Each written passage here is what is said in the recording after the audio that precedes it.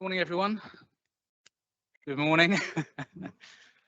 I'm Councillor Steve Lodge. I should be acting as chair today in the absence of Councillor Biederman. Welcome to the Land and Property Committee. If you feel you're supposed to be in a different committee, then please get up and leave now, and we'll think none less of you.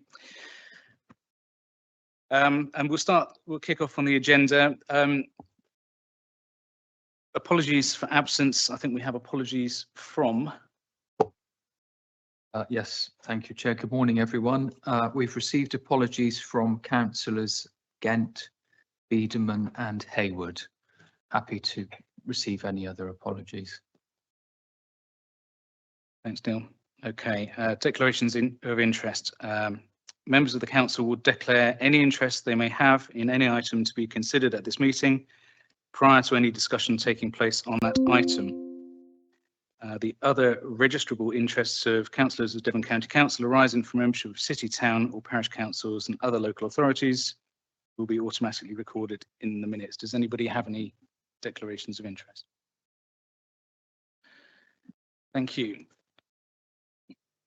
Item 3, minutes of the previous meeting held on the 18th of September 2025, which have been previously circulated. Are we happy that that is a true and fair record of the previous meeting? Yep.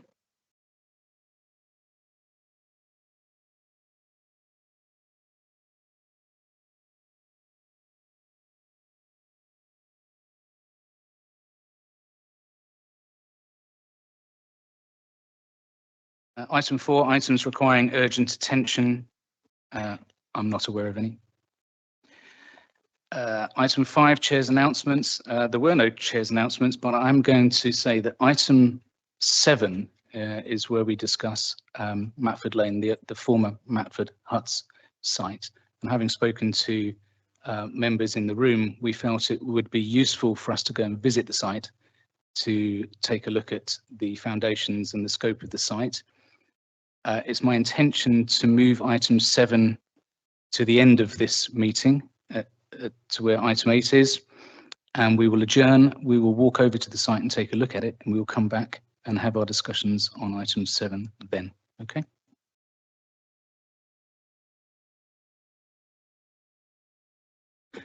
And hopefully it won't be raining.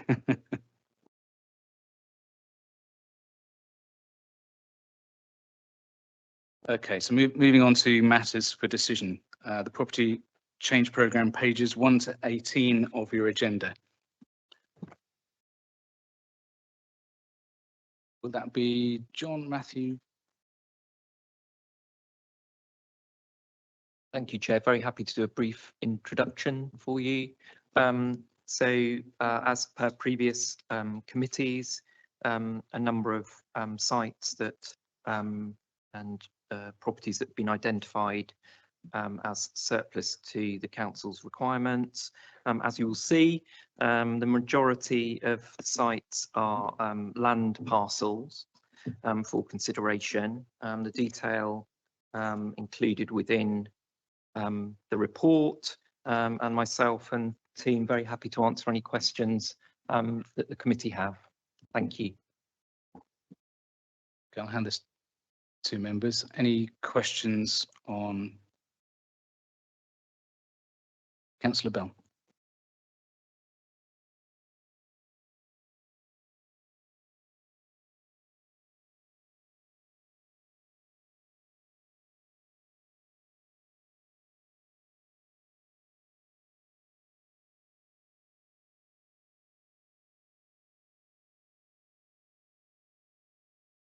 I won't go back over all that again. I noticed that Ilfracombe Town Council have expressed an interest in acquiring that site. Can you just detail how exactly we'd go about facilitating that? Because that seems to be a very worthwhile thing. The Ilfracombe Link Centre was a much loved facility. It was tragic that it was closed down. There were understandable reasons. It was difficult. I won't. But yes, realistically, it's something that could be used as a public asset with some efficiency. Thank you, Councillor Bell. I'm very happy to respond to that. We are working with the town council in relation to the property. We're having discussions with them in relation to the future use of that site to retain exactly as you say as a community facility. And I've been in contact with the local member in the last few weeks. So those discussions are ongoing in terms of the use of that site. So that's the current position, if that's helpful. Thank you very much. And is there a similar discussion about the link centre at, or the former link centre at Bideford?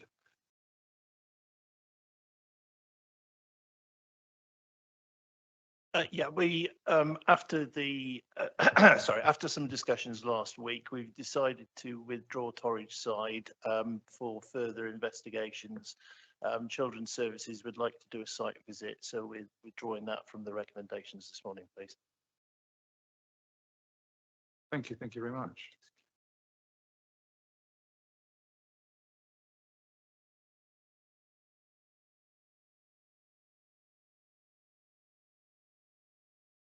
Okay, so just to clarify, so item 1.5, Torridge Side Link Centre is removed from this recommendation. Is that correct? Yeah. Okay, thank you. Councillor Ledbetter. Thank you. In fact, my question was also about Ilfracombe Link Centre, because I've been lobbied, in fact, by Councillor Crabb this morning. Remember, really the same question. He wonders, are they going to get a special price because it's a community asset? Because obviously they want to buy it, but they're saying you're expecting your full price.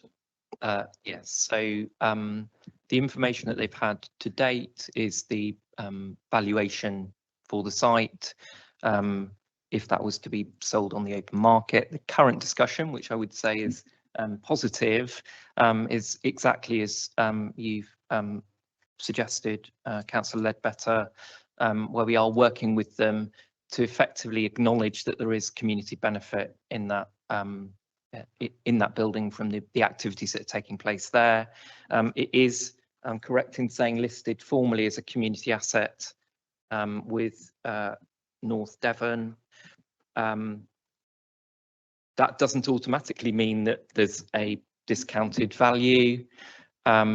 We have an internal process which we're currently updating in terms of how we assess the social value that group would bring. So just to reiterate, positive discussions moving forward, and very happy to update the committee in due course. So you're open to a discussion about discounts? Yes. Yes. Yeah, thank you, Matthew. Yeah, I know both of those sites were somewhat controversial for Devon County Council. I know there were protests here at County Hall about those sites. So I think you're absolutely right that we need to make sure that best consideration, I think, is the phrase, isn't it, to make sure that if Ilfracombe Town want to take on that site, that we look at the social value and the importance of that site. Thank you. Can I just check with Matthew, John, and Megan that are there any other items on this section that you have withdrawn? Was it just 1.5? Fine. Any other questions from members on this item? Councillor Bell. Sorry, it was a little bit of slightly for education. So the land 1.8, the land southeast of the lake roundabout near the River Tor. That's again, I understood there was a desire to use that to extend the roundabout in that direction. Is that not in the direction? I think that was always an idea that would be opened up as part of any future expansion in that direction. Am I wrong there? Is that? Well, the site was proposed by Highways as one that could be released. It's a site that floods heavily, and as far as I'm aware, that roundabout is now complete. But we will, of course, double check that with Highways before we take that any further. Thank you very much. Oh, can I just the Crikewell? I got confused on the Crikewell Down. Is there like a 20-second explainer for my education?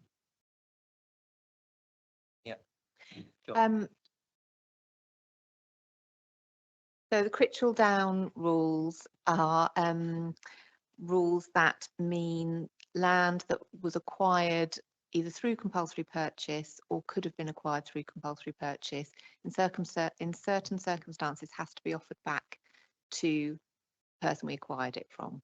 So there are some, I think there are a couple on this list where that would apply, and we just have to make sure that we cover that off during the process.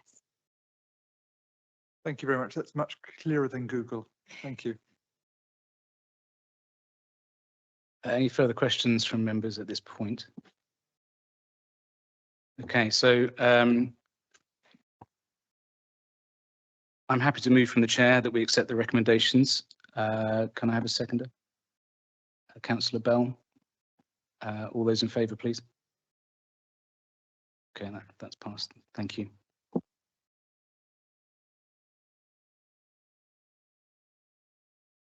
Councillor Bell, yes, please.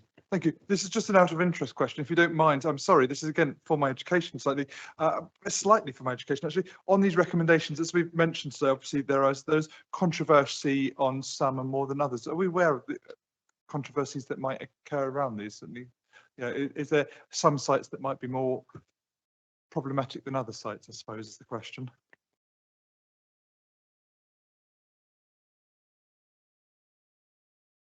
So I'll try and answer that. So there are two items which fall later in the agenda, one of which is Matford Hut. So by, you know, they're related to our public open space consultation. So for both those sites, so I suggest inherently they potentially are more controversial, but we will be talking about those later in the agenda. In relation to, I mean, my general comment about the recommendations, the majority of them are small, relatively small pieces of land. Our process is that we contact the relevant local member.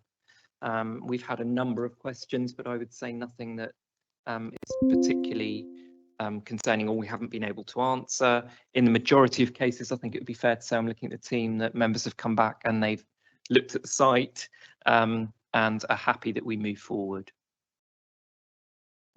It's worth adding that the chair and vice chair receive a briefing as well in advance of this committee, which gives us an opportunity to ask further questions of officers as well. So we're going to move on to agenda item 8. As I say, agenda item 7 will be moved after this. And this is Lee Coombe in Axminster. We're being asked as a committee to confirm that DCC proceeds with the disposal of Lee Coombe in Axminster to include the curtilage necessary to develop the area, taking into consideration the objections received from members of the public. Officers, who's going to speak to this one?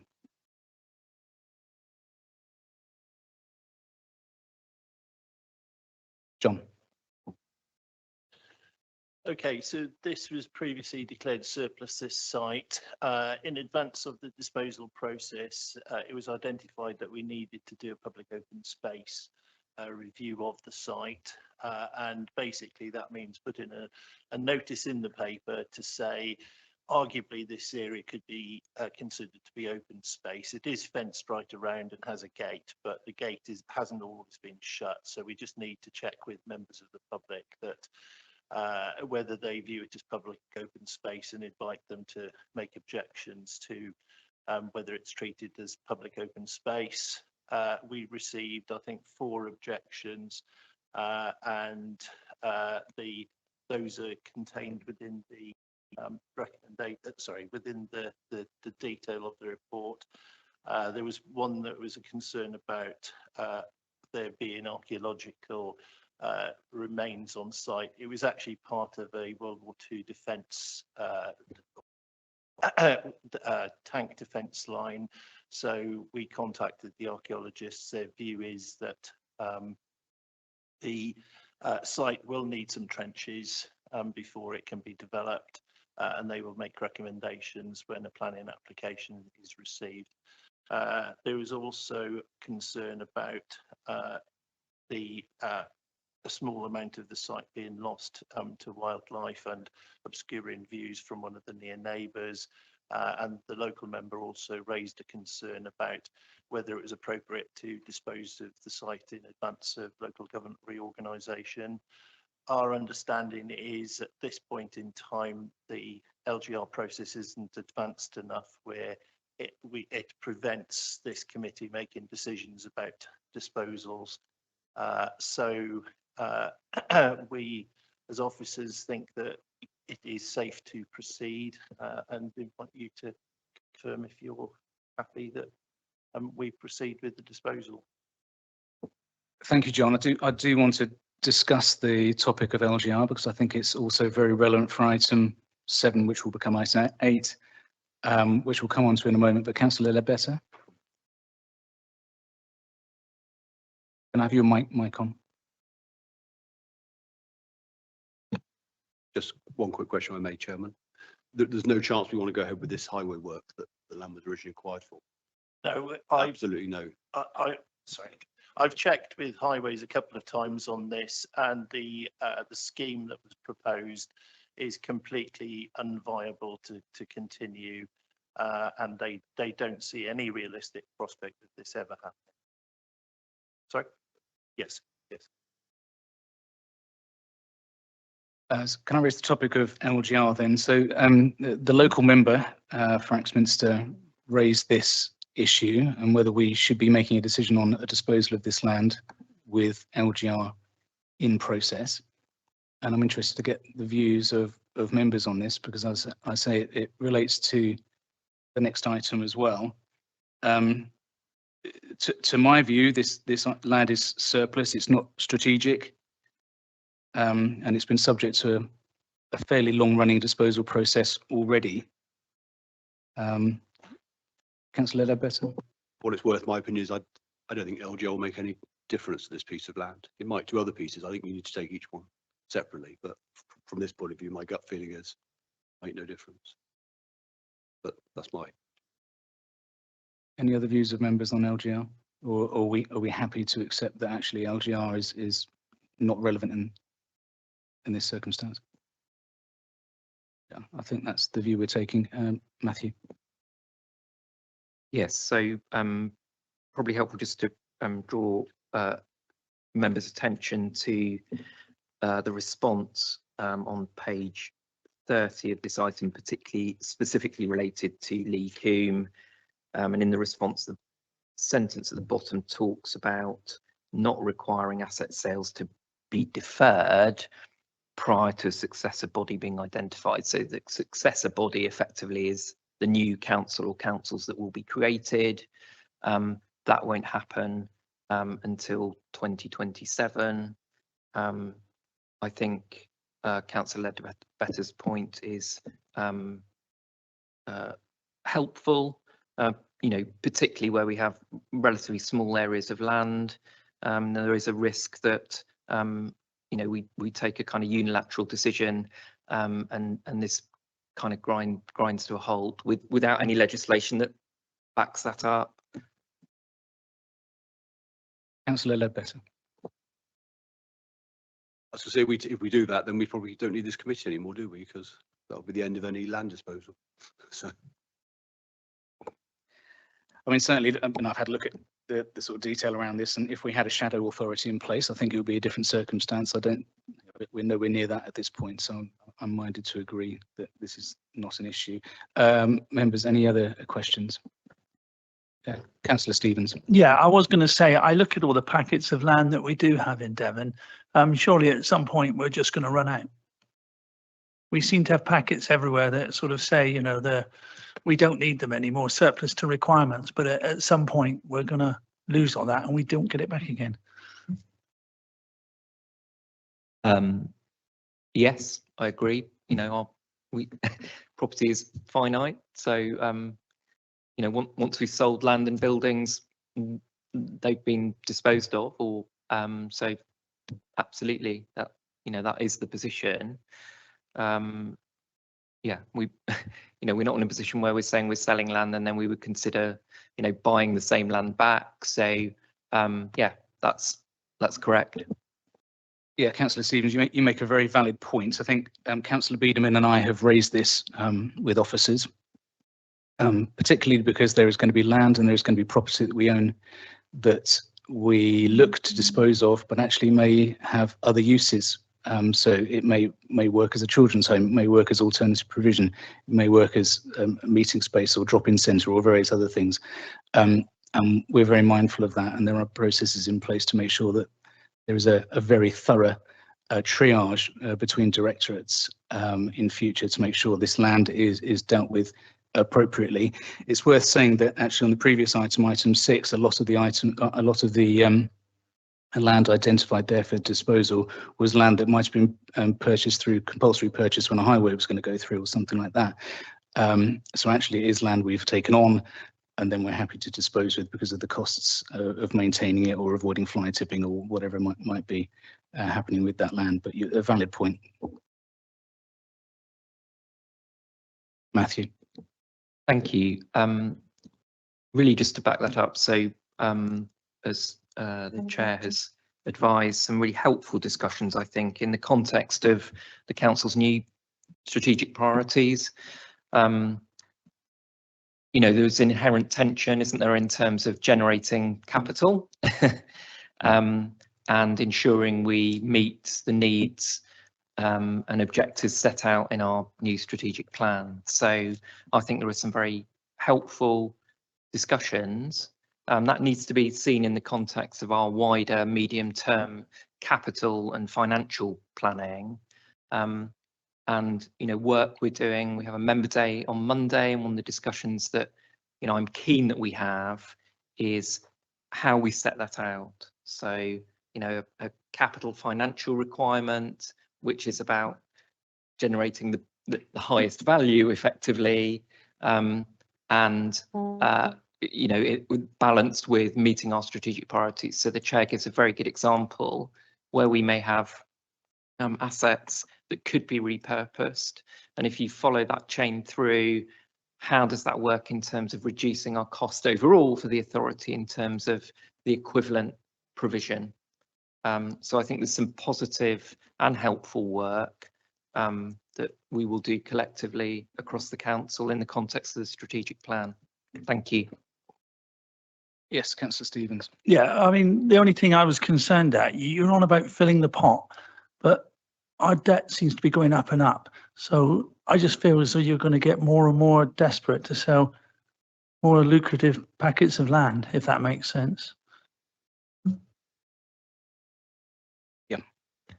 Yes, so I think there's a wider conversation about, so just to be clear, our capital receipts are effectively to fund capital projects or to fund transformation. Okay, so there's a difference between capital and revenue funding. But I think absolutely the point you're making in terms of what's our overall what's the administration's strategy around the use of our assets, consideration of disposal, the need to generate capital to fund capital projects or transformation versus the kind of revenue pressures that we've got. So really valid comment. Thank you. Any further questions on this item from members? Yes, please, Chair. No, we discussed this earlier on with the Chair and I. There is going to become a point where assets have disappeared. What's going to happen at that time? I can understand getting rid of parcels of land that may have been purchased for compulsory reasons and nothing's happened to them and it's costing the council goodness knows how much to maintain those parcels of land. I can understand the reasons for getting rid of those assets, but I somehow think that we need to have a look deeper into some of the other assets that we're getting rid of to see if they can be repurposed. Child services, for instance, there's a number of properties that we have. I think we could, as a committee, have a look at these a little bit more in depth to see if there's anything else that we can do with those. If we just get rid of all the assets that we have. In a year or two down the line, I can't see what assets we getting further and further in debt. And we're going to reach a time where we've got no assets to offload to counter that debt. That's concerning to me, and I think that Councillor Stevens is mentioning. Thank you, Chair. Yeah, thank you, Councillor Hopley. I mean, I think what Matthew is saying, that in terms of this committee, we're looking at capital out becomes capital in. So we're not looking at wiping out any debt with the money that we're getting. We're talking about reinvesting in our transformation and capital growth. So I'm happy that you've answered that adequately. We're probably steering a little bit off of this item. Are there any further questions? Yes, Councillor Bell. Thank you. Just with regards to St Mary's School that's adjacent, has there been any comment or interest from there?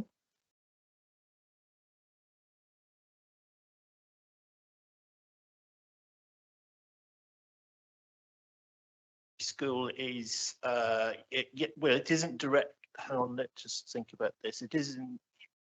It is adjoining the site. They haven't been specifically contacted. It is a Catholic diocese school. Thank you very much. Any further questions? Okay. Based on the recommendation that's written for this item, can I have a proposer, please? Councillor Stevens, thank you. A seconder? Councillor Hopley. All those in favour? Okay, unanimous, thank you.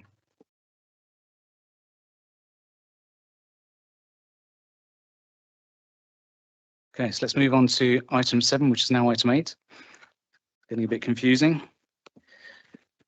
What I'd like to do is, if we can hear from officers on this, so it sets the scene for Matford Huts, so we fully understand where we are and what recommendation we're looking at, and then we will have a brief adjournment where we go and look at the site and then come back and continue this item.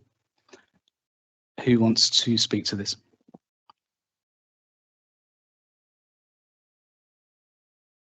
John. Okay, so Matford Huts was declared surplus by Cabinet about 2 years ago. A few months afterwards, similar situation. It was identified that we needed to do a public open space consultation.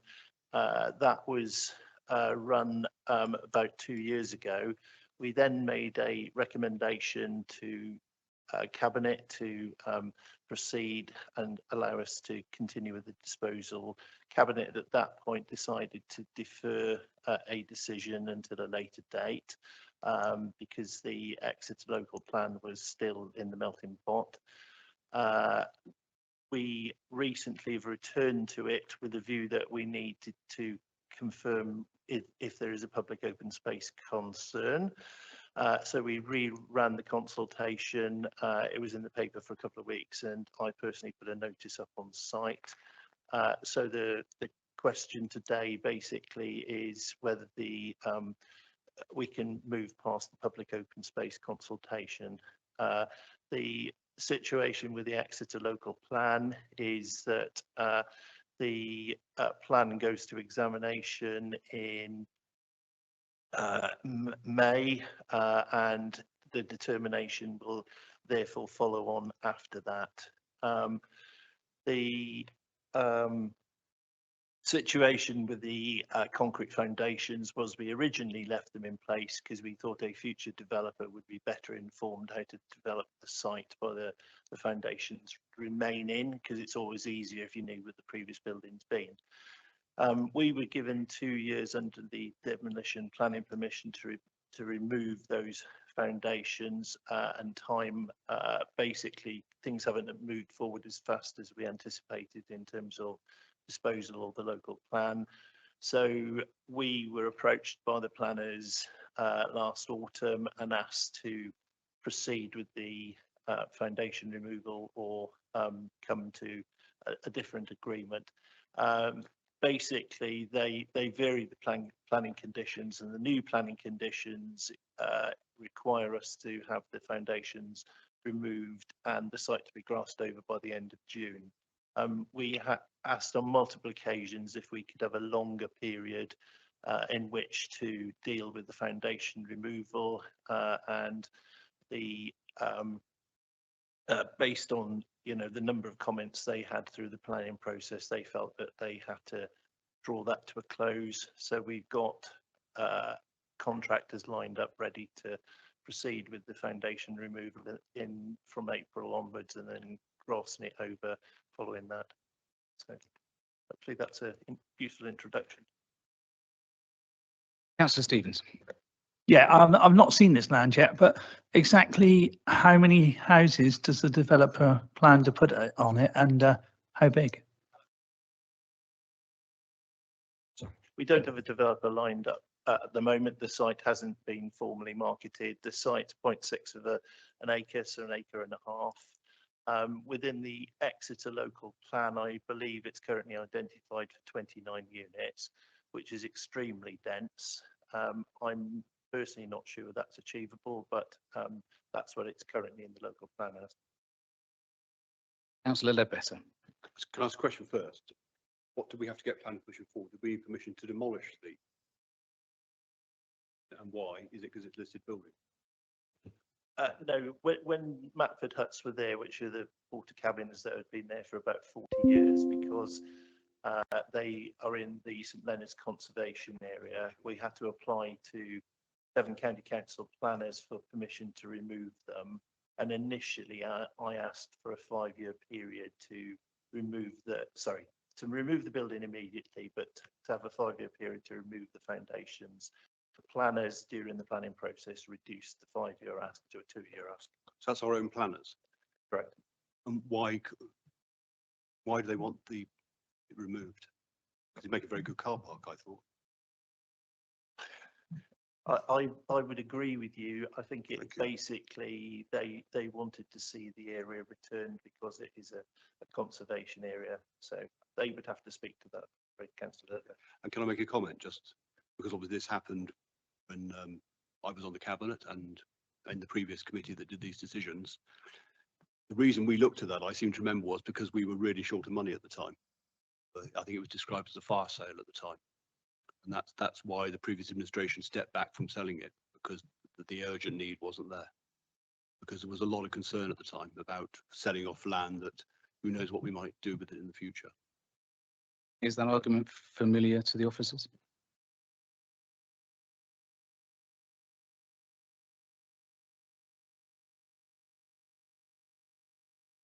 Yes, so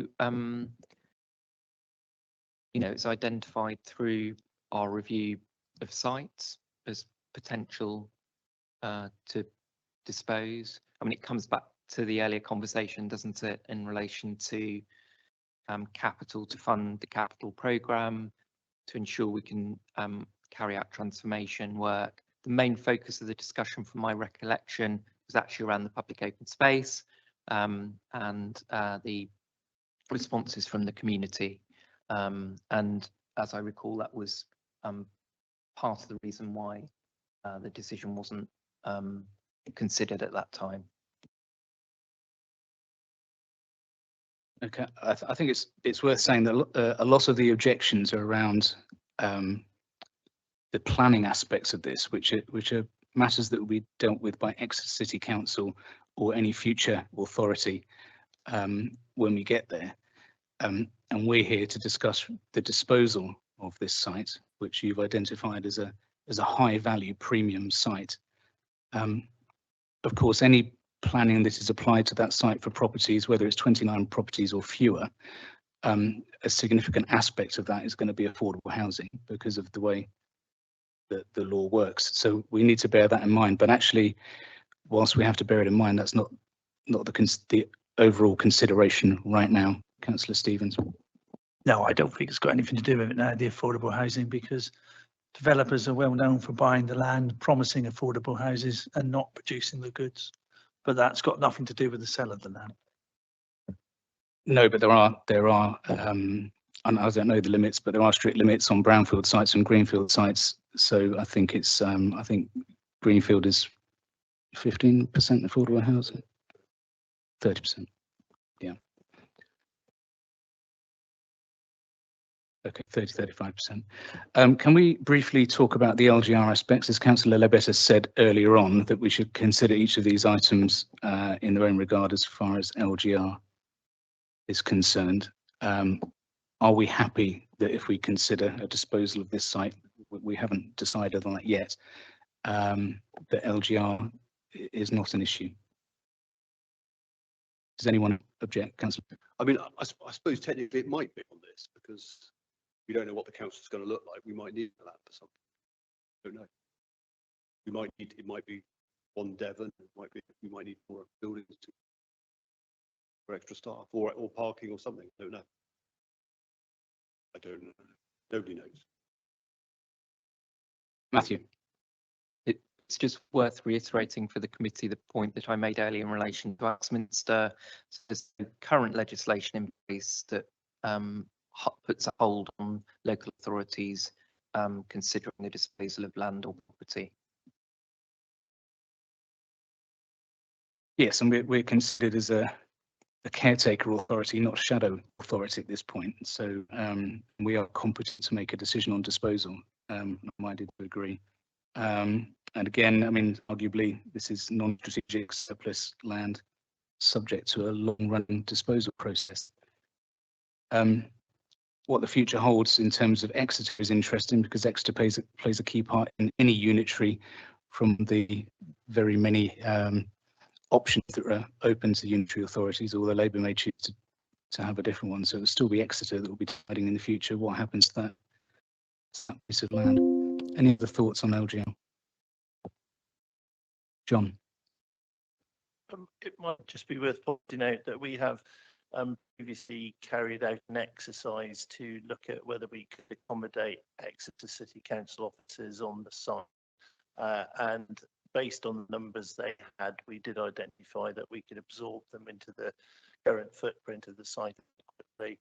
We've also got space currently at Greatmore House, so we do have adequate space to accept higher numbers both on this site and at Greatmore House if LGR identified we needed more space in Exeter.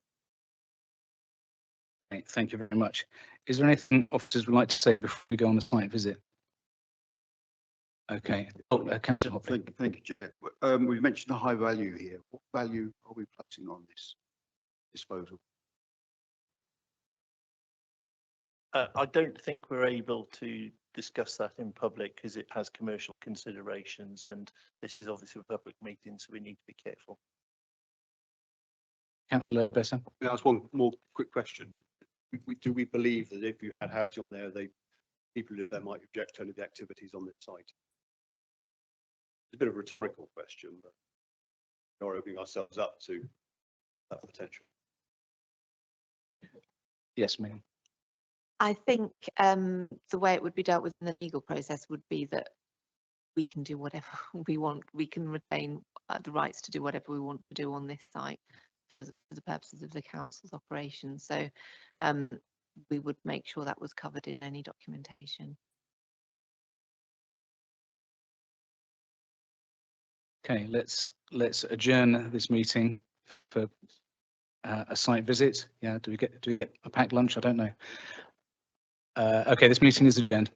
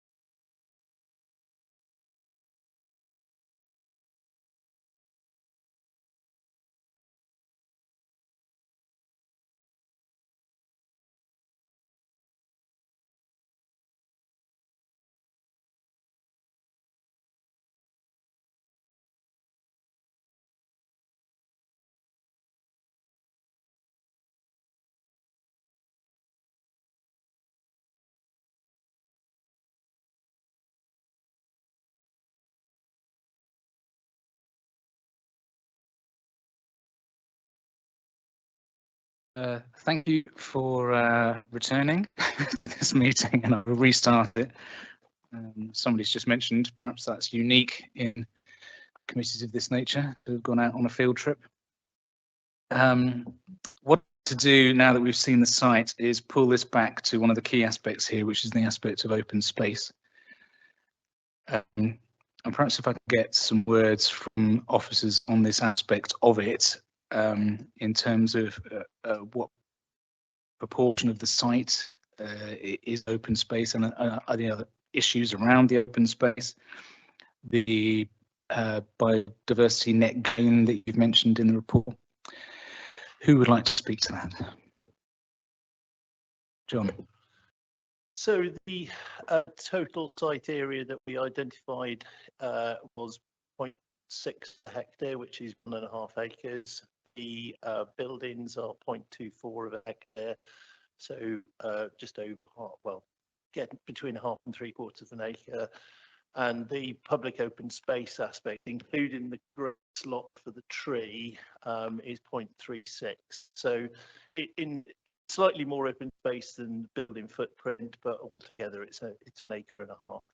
The open space that would be captured within the site represents about 4.9%, I think, of the total open space on the County Hall campus. So we'd be losing a relatively small amount of open space, and the area doesn't include routes that people walk their dogs through the site, and we would be basically incorporating a couple of trees within the site, but not a massive area. In terms of biodiversity net gain, the concrete area wouldn't have any value.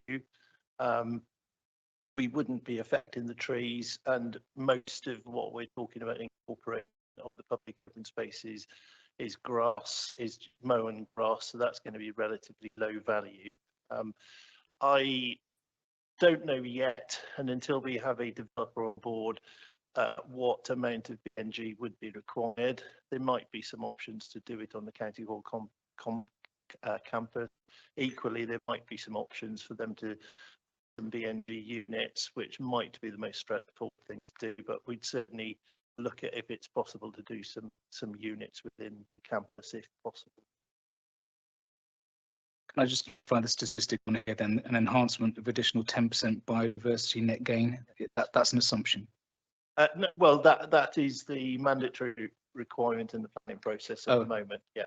So you establish a baseline and then provide more 10% more than the baseline of whatever the units are at base. Okay.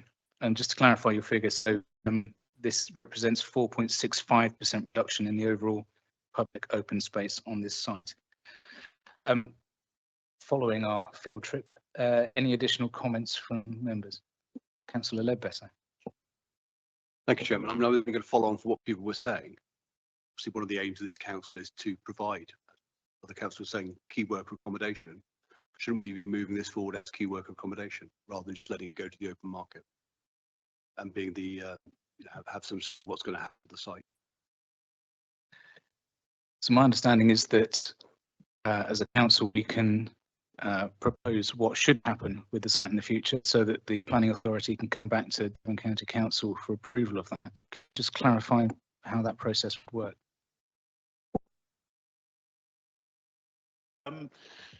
We've not done key worker accommodation previously. Within some applications in the past, we have insisted that developers deliver affordable housing, and we can do that through the by scrutiny and approval of the planning application. I, in all honesty, don't know at this point in time how we could do key worker accommodation. That is more tricky, not least because there's no clear definition within the housing process within Devon at this point in time, but we can certainly do something in terms of making sure that the expected affordable is delivered as policy, and that the developers don't try and wriggle out on viability grounds. And I suppose when we're talking about key workers, we are talking about the whole gamut of people who would work in a hospital. So there'd be surgeons, senior consultants, and other people who would want accommodation, but accommodations that's local to the hospital, the facilities. Do you have an additional comment? I think my only comment would be we could enter negotiations with housing associations to provide key work accommodation if we wished. And I think affordable housing isn't always affordable. What is the definition of affordable? Absolutely, and I think it's an excellent point. It's a point that Councillor Biedermann and I have made, and it's noted in its. So I think that's something that we have in writing and has been noted by this committee. Thank you. Any additional questions, Councillor Hobley? Yeah, having visited the site, it was really useful to do that. I think if we could put some sort of conditions of sale on this, maybe prioritise key workers in those conditions. I don't know if that can be done or not legally. But having seen this regarding the open spaces, and it's not being used now for some considerable time, providing we put some sort of conditions of sale regarding the affordable houses or prioritising key workers from the hospital, I would certainly support the application. Matthew.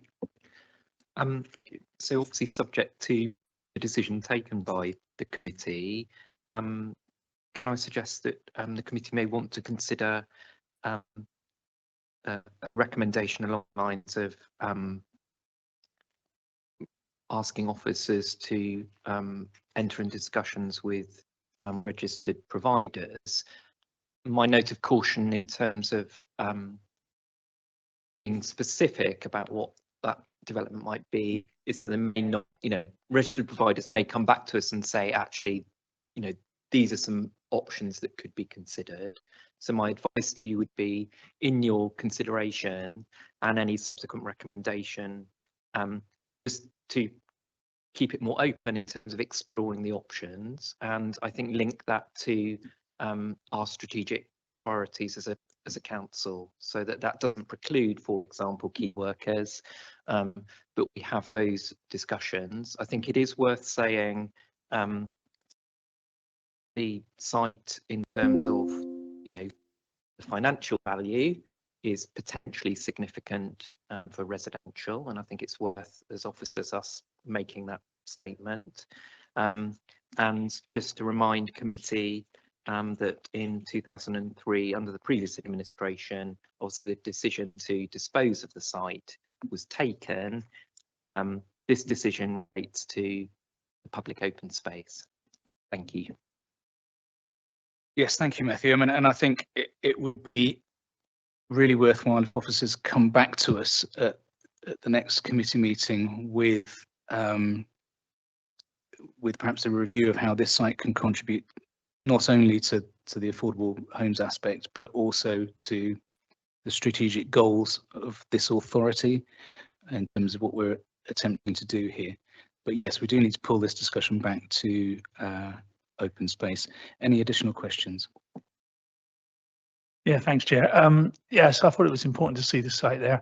I can see where you're coming from about the fact that it's got no other value. It's not really an open space. But I do agree with Richard and Andrew about the importance of key workers. And don't lose sight of that part of it, essentially.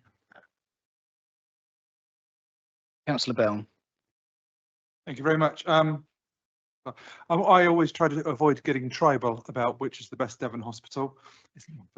But my point being, of course, at the moment it is an open space. It has been an open space. It is converted, and I believe we weren't restored it. We were open space. As I walk from here to Wanford Hospital, or the Royal Devon Exeter site, of course, there is a lot of development, all of which realistically is an open space. It is well managed, well maintained, it's well put together, and it's designed to feel open and green. There's a lot of trees, grass, and everything between on the trek from here to the hospital. So this could be sympathetically put together as somewhere that does provide much more biodiversity net gain than actually just the grass that is there at the moment. The one large tree which seems to be in need of maintenance, not with further maintenance notwithstanding.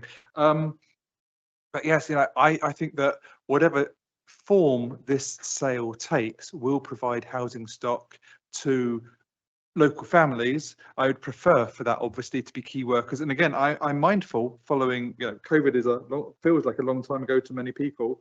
But of course, we know that key workers also involve council officers, they involve the people that work in Tesco's, they involve postal workers. They're not just nurses. And that brings me on to my question really. Sorry, roundabout. The question was just,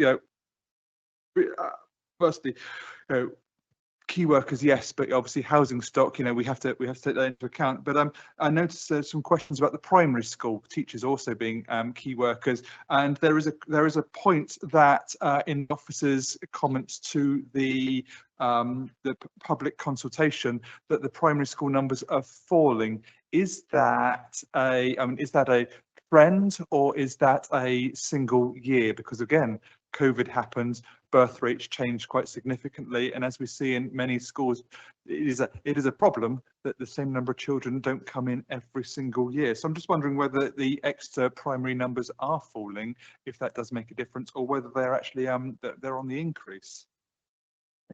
Matthew.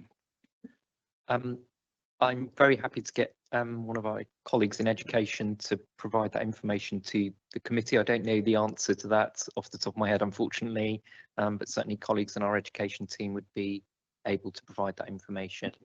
Thank you. It just mentions in the objections here that they're oversubscribed primary schools here. So I don't know the truth in that or not. Thank you, Chair. Yes, John. We did actually check. St Leonard's is slightly under numbers at the moment, and as we understand it, there are other schools in Exeter which are undersubscribed at the moment. So I think it was an objection. I think effectively we're saying that it isn't sustained really. Matthew, you okay? Councillor Bell, did you have a follow-up question? It was I did have another question. I've forgotten what it is, I'm afraid. It was just to check the public notice of December 2025. That says you have to object by December 2026. I assume that was a typo.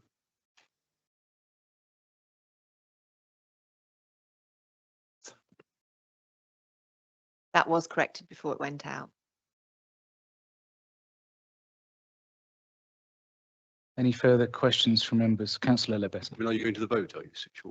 Are we going to add something in about key worker accommodation to the recommendation?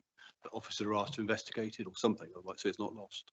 Yes, I mean, I'm unsure whether this committee has a work programme as such, but in terms of getting a review done by officers, which can come back to this committee so that we fully understand where we stand in this regard, is that the route that we can take? It's a fairly new committee, and I don't know how that's things work. Absolutely fine. So yes, you as the committee fully entitled to request for us to come back as officers. We need to agree the recommendation, but my assumption is if you're approving the recommendation related to public open space, any subsequent recommendation to require officers to come report back absolutely legitimate. I'd suggest as officers we can have a conversation about the timescale for that. We can certainly aim for the next committee, but we can have that discussion. My view, Councillor Ledbetter, is that we vote on the recommendation as it is in the papers, and that we ask officers to come back to us with a review in that regard, and also to how this can meet the strategic plans of the authority. Councillor Bell. Thank you. My question was with regards again to the Exeter local plan, which I've had a little bit of a look through. That seems to define that roughly what we want to see is work, housing for people that work in the area. I think that's all part and parcel within the Exeter local plan. So we could fall back on what they've said there, because that will have weight within the planning system, no matter what format the planning system takes when this finally gets to go that far. Thank you. Any further comments from members? Okay, well, let's go to the original recommendation as it's written. Do I have a proposer for that recommendation? Councillor Bell, do I have a seconder? Councillor Hopley, all those in favour? Unanimous, thank you, that's passed. That brings us to the end of this meeting. The next meeting is set for the 20th of April 2026, and the meeting is now closed. Thank you for attending.